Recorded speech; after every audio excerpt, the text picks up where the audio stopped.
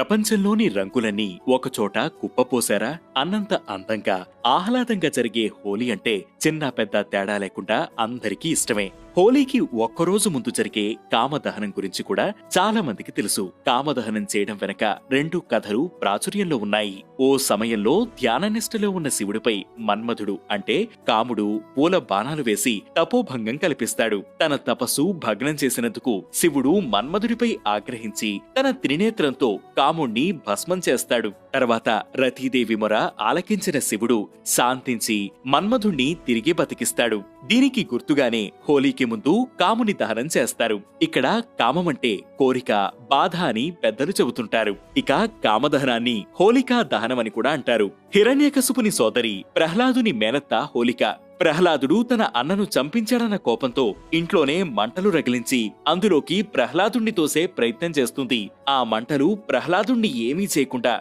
హోలికను మాత్రం దహించి వేస్తాయి. అలా చెడుపై మంచి సాధించిన విజయానికి గుర్తుగా హోలీకి ముందు రోజు కామదహనం చేయడం ఆనవాయితీగా వస్తున్న ఆచారం.